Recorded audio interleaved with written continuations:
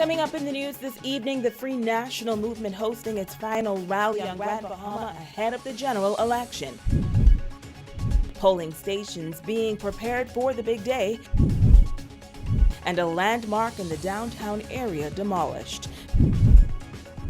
The Bahamas Tonight, the Northern Edition, starts now.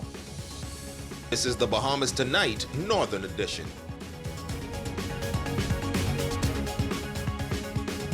This is the Bahamas Tonight, the Northern Edition. Good evening, Bahamas. I'm Shashina Rule-Farkas, and as always, it is so great to have you with us.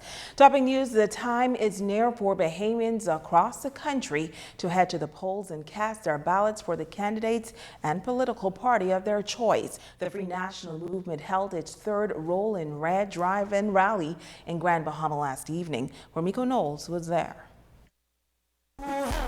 The 5 candidates for the Free National Movement were all in attendance at the party's Rollin' Red drive-in rally to make their final appeal to Grand Bahamians as to why they should be re-elected to office. The nation's leader, Prime Minister, the Most Honorable Dr. Hubert Minnis, also on hand making a similar appeal. In addition, he commends the people of Grand Bahama for their response to COVID-19 and the vaccination process. I said a week ago that Grand Bahama, with respect to COVID, is turning the corner. And the data confirms that. Grand Bahamians are coming forward in large numbers to get their vaccines. We need you to give us 5 so that we can finish the work of ending the emergency phase of the pandemic. The Prime Minister believes that under a second term of the Free National Movement, the country will have some of its highest economic growth rates in decades as a result of their robust economic agenda. He adds that over the next 5 years, they will invest $50 million in Bahamian small businesses. The continuation of the F&M administration would mean more businesses and more jobs in Grand Bahama. A total of $9.4 million in grants, loans, and equity has been approved for small businesses on Grand Bahama. And of that amount, $7.5 million has already been given to 332 separate applicants. The remainder will be dispersed shortly. He notes that he is proud to follow in the tradition of freedom fighters and former F&M leaders who sacrificed much for the country and the Free National Movement for many decades, and if re-elected, he will be humbled and obliged to serve once again. We have a legacy of service with patriots like Cecil Wallace Whitfield, patriots like Arthur Folks, patriots like Sir Kendall Isaacs, patriots like Dame Janet Boswick, and the Right Honorable Hubert Ingram. We thank them all for their proud legacy, and we will continue to build on their accomplishments when you return us to office. Ramiko Knowles, ZNS Network News. Thanks, Ramiko. Meantime, more than 33 candidates are on tomorrow's ballot here on Grand Bahama and 9 over in Abaco. For more details on the field of candidates, here's Jamila Mizik. In Central Grand Bahama, there are 6,810 voters on the register. The candidates are Iram Lewis, incumbent for the F&M, Rollington Cooper, KGM, Latanya Strawn, COI, Troy Garvey, UCP, Kirk Russell, PLP. East Grand Bahama has some 6,561 voters with 5 candidates: Albertha Cooper, COI, Charlene Maria Jones, BCP, Kevin King, KGM, James Rule Turner, PLP, and Kwesi Thompson of the F&M. There are 6,287 eligible voters in Marco City. The candidates are Dexter Clare, Independent, Dexter Edwards, RGM, Stephen Forbes, DNA, Kurt Hollingsworth, PLP, Michael Pintard, F&M incumbent, Crystal Smith, COI, and Demetrius Simonet, KGM. Pine Ridge has 5,670 voters. Incumbent Frederick McAlpine is now offering as an independent. Wellburn Boodle is the FNM's candidate. Tavia Lowe, GCP, Ginger Moxie, PLP, Belinda Williams, KGM, and Shandaken Wilson, independent. Some 5,700 voters in West Grand Bahama and Bimini. Pakeisha Parker Edgecombe is the FNM's incumbent.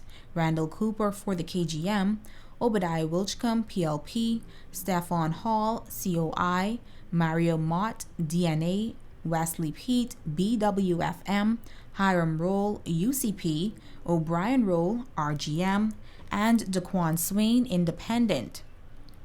There are 4 candidates in Central and South Abaco and 3,295 eligible voters. Candidates are Eva Geneva Bain, KGM, Antoinette Dean, COI, John H.W. Pinder II, PLP, Vandea Stewart, FNM. While in North Abaco, there are 5,106 voters and 5 candidates. Darren Henfield, incumbent for the FNM, Kathleen Knowles, Seymour, RGM, Renato Curry, KGM, Kirk Cornish, PLP, and Kai Mills, COI. The polls will open at 8 a.m. and will close at 6 p.m. Jamila Mizik, ZNS Network News. More than 31,000 voters are expected to vote in tomorrow's election here on Grand Bahama. Polling stations will be set up all over the island. RJ Philippe visited several stations today and tells us that preparations are indeed in high gear. Thousands of residents throughout the island of Grand Bahama is expected to cast their ballots in the general elections. The polling division stations will be open as early as 8 a.m. for all 5 constituencies on island. Freeport Primary will be one of the designated stations for the voters in the East Grand Bahama constituency. Principal of the school, Gia Walker, says that plans have been put in place to ensure that the voting process is smooth. We've got our 4 classes set up. We're putting the furniture in place. We're also getting some signs ready. We're getting our easels, our boards, so that we can make sure that we have signs in the appropriate areas directing people where to go. Walker adds that protocols and policies have been identified to ensure that voters are safe and comfortable while on the premises. We actually have markers on the ground, so that's been a great help so far. And then we will be putting additional markers in areas where we know there may be lines. But we have the police officers who will be working with us to ensure that the gatherings stay physically distant as needed. Jack Hayward Senior High School will be housing polling divisions from the Marco City and Pine Ridge constituencies. Principal Brownwind Smith tells us that they are prepared for Election Day. The rooms have already been selected, inspected, and the agents who are responsible for running the different divisions have been here, the police officers. So everything is a go. We have Marco City and Pine Ridge who will be using our facilities tomorrow. When the police came, they were ensuring that wherever the classroom was set, that the traffic and where they were going to be positioning and how they're going to walk, how they're going to enter the room, and how they exit the room, was favorable to health, safety, and ensuring that everyone is safe. So all the protocols of COVID-19 have to be followed.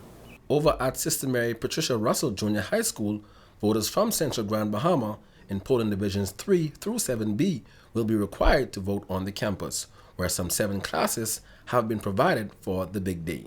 We have 6 rooms that are going to be used for Central Grand Bahama at this school, and they are really making sure that the campus is safe. First of all, that's the main priority. They are stressing to make sure that the campus is safe for the voters that will be coming on, and as well as in terms of sanitary protocols for COVID-19. We want to make sure that all the voters feel comfortable as they enter the rooms, to make sure that everything is being handled in a way that they can feel safe in the environment. We do anticipate, from what we see in the advance poll, it's likely to be a good turnout, which is good for the democratic process.